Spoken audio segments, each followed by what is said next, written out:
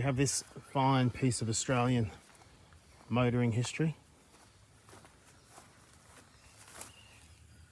EB Falcon XR8.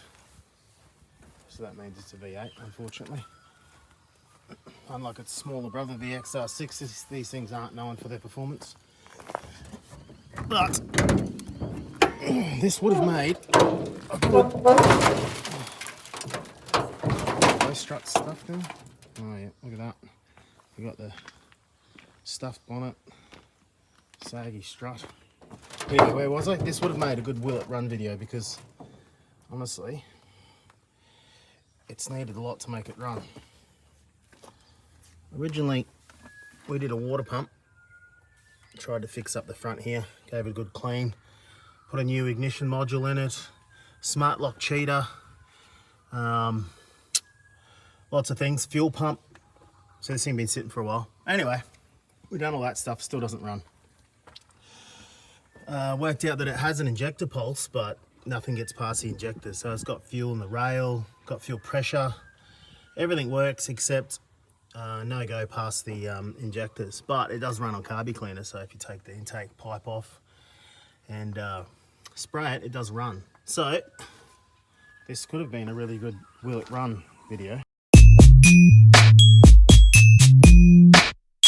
First things first, we're going to prop this bonnet up because I don't want to die when these struts, this gas struts, decide that they're going to pack it in totally. So I'm pretty sure this bent one is the only one holding it up, and I'm going to guess it's only holding it up because it's bent, not because it's got any gas left in the strut. Safety first. We're outside for this one. Here we go. First thing, we're gonna have to break all these hoses. Oh, there we go. That worked good, didn't it? Right. You have to break all these hoses and clips. There's just no other way. They're all gonna snap or break, or most of them. Some of these I've already had off. Some of them are gonna break off. I'll be back.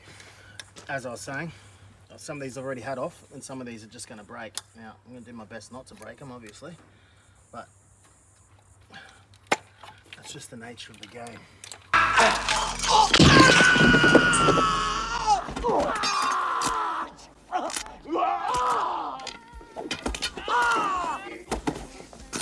used to working on E-series Falcons, which is like the EA, B, D, EF, EL. Everything's kind of pretty easy to work on. There's not much that's very difficult besides the distributor placement, but on these everything's difficult. There's plugs in stupid places, there's plugs you don't even know how to unplug. There's some really dumb shit off. I already have that off, so it comes off. It does have a plug here with a plug on the inside. A clip, I should say, on the inside, so you can't see it. It's got the airflow meter in it. These run an airflow meter.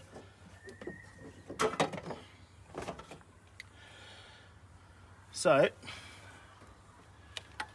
once we've got everything unclipped, we'll then move on to the manifold, and the intake manifold. Now, pretty sure it's straightforward, so, well, I'm hoping it is. These two here going through the intake. There's two here. I think there's another two at the back and maybe one in the middle there. From memory, I try to forget about these things though. I'm going to take this distributor cap off just to give us a bit more room in here.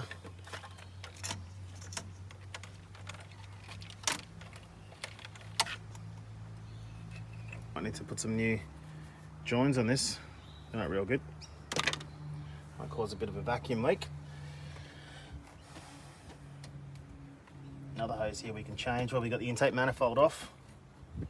Might be a few under there actually. We'll need to make sure we take care of all of those. Here's that bolt the socket doesn't fit in. Not as bad as having a distributor back here. One of these bolts in this mess we need to get to. There's one back here that I haven't got yet. It's kind of like the front one, but even harder because there's a lot of other crap in the way here.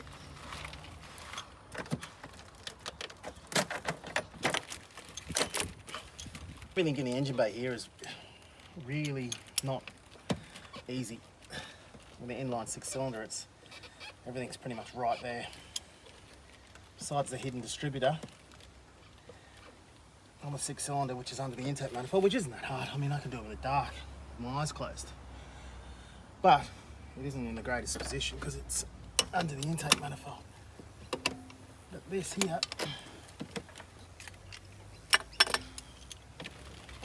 is a little ridiculous already. It's like trying to set your timing on a 308, holding V8 on the side of the road in the dark, you know, pretty much just stick your fancy bent opening spanner, ring spanner down there and hope you get it on there. Alright, I think that's got it. The intake manifold's moving, so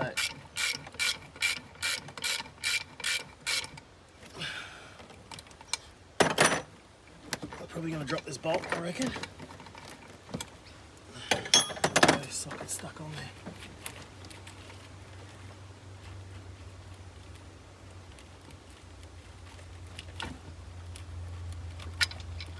Alright, so it's the same as the front. It's got a little lip there to stop the socket from coming up. Maybe you're meant to use 3/8 drive instead of 1/2 inch. I've broken my 3/8 ratchet, so we'll go either 1/4 or 1/2 inch drive.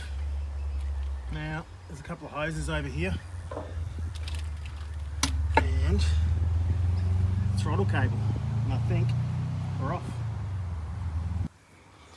Alright, back over this side, I've decided to take the throttle body off. The downside is we'll need a gasket probably, but we need to have a look at all this pipe work behind here anyway.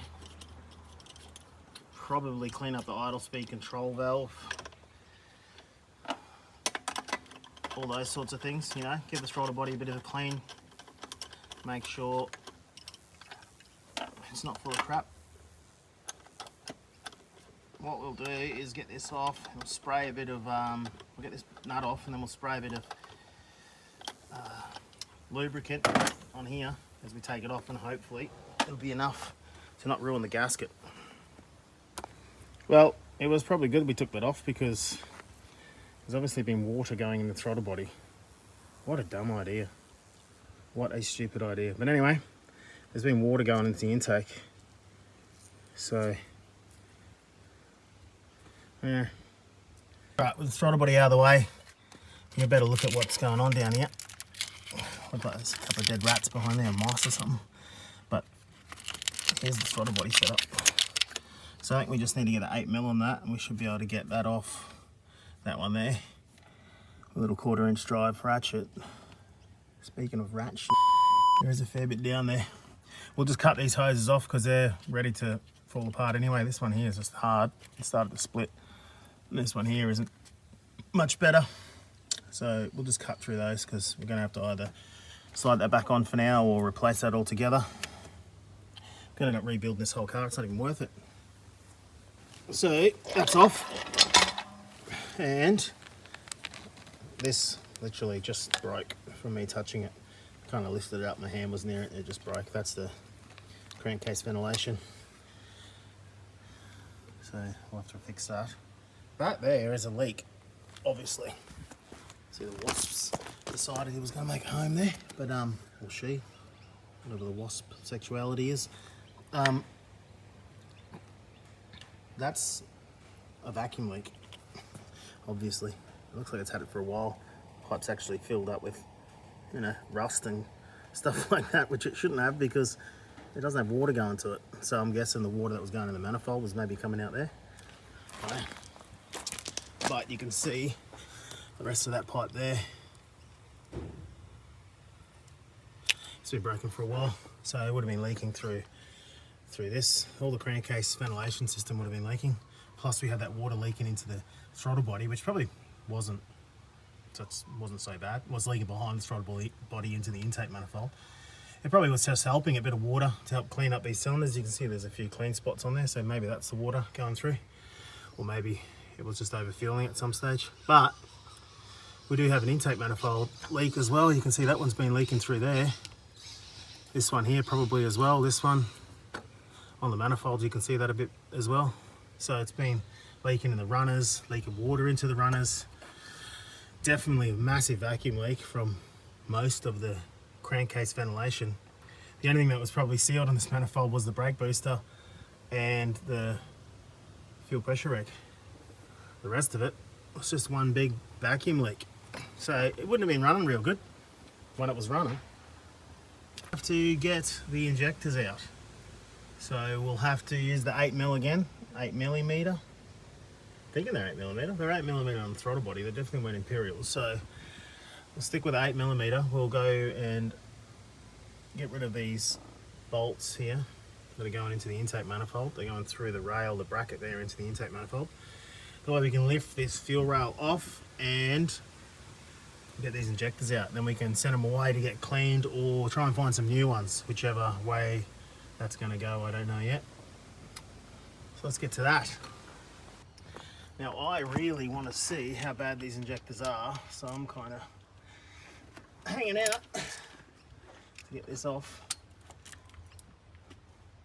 Now I'm using an 8mm single hex here and it seems to be the right size, so let's assume that this part is metric. Would kind of make sense because I've seen these bolts before on an E series. So maybe they tap these. It definitely looks like a metric thread. I'm going to say that that part is metric. Now before I go any further, what I might do is chuck a little something over here.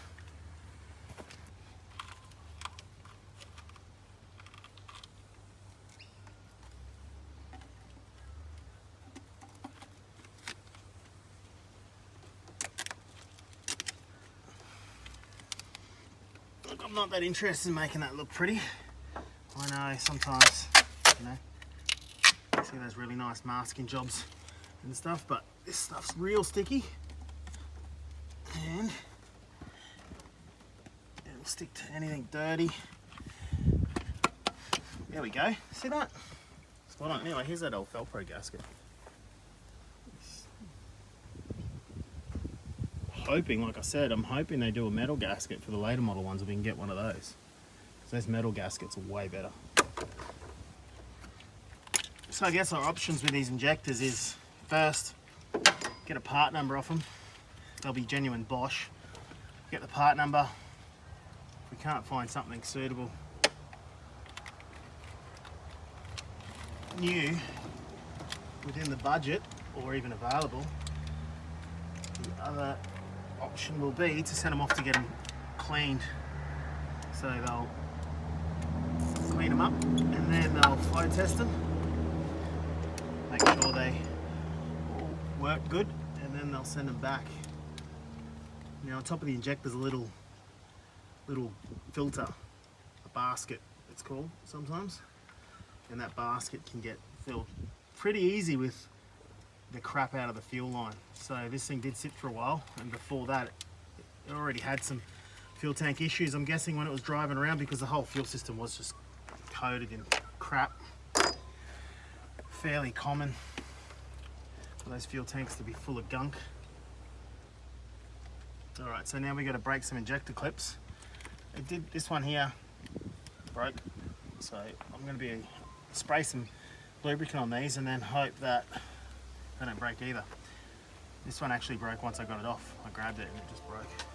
Lots of heat up here. Lots of heat trapped under that manifold.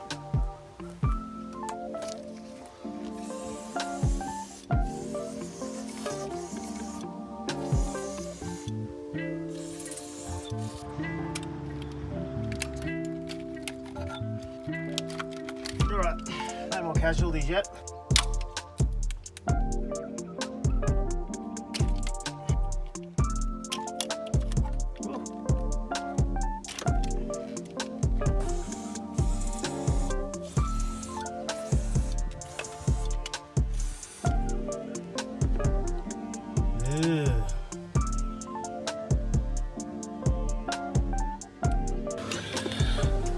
That grossness is gone. I guess it's going to be down there on the gearbox, just waiting to drop on my face later.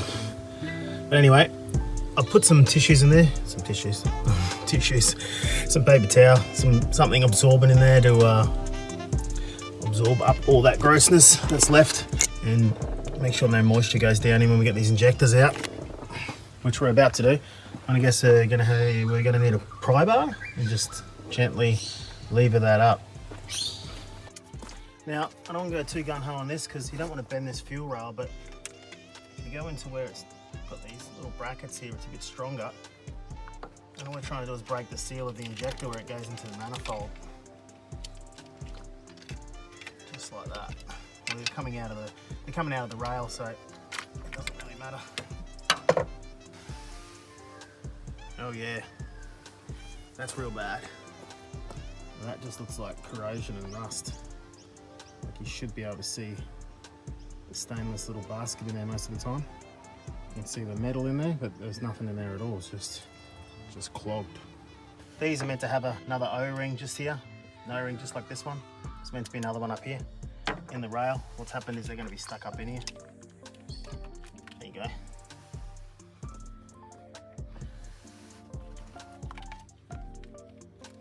You got a bit of a weird combination of materials here. You got alloy, plastic, steel or stainless. I'm guessing this was stainless. Maybe it was just zinc plated steel. Not too sure. If you know, comment below. Are these stainless or are they just plated steel? I always thought they were stainless, but seeing this one in this condition, I'm guessing it's not. I'm guessing it's just a zinc plated steel.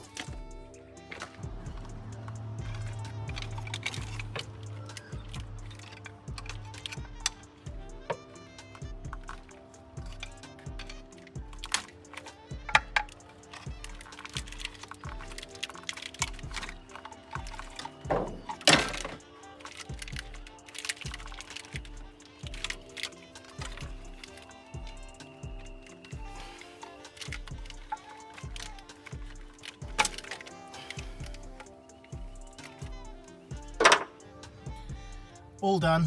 I'm going to block those holes off so no little critters go down in there, and then we're going to leave that as it is for now. What I usually do is just drop some, sounds silly, but I put some bolts that are the right size in those holes. It's easier than trying to jam a rag or something in there, and just let the bolts sit in there and block them off. As long as no moisture or anything gets in here, which should be all good, which it shouldn't. We'll cover it up. But I reckon we should have a look at these injectors and see exactly how bad an injector has to be before it stops working. Well, there's always that one. Can you see that O-ring down there? Hiding. Yep, it rolled off. The third one back here, believe it or not. Back here, it rolled all the way down, bounced. I thought it went there, but then when I looked, it made its way down there.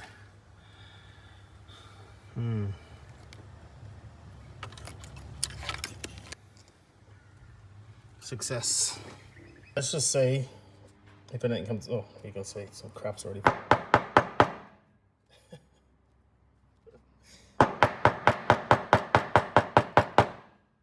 That's a lot of crap that coming out of the injector. It's not coming off the injector. You can see the injector's dirty, but it doesn't have any debris like that on it.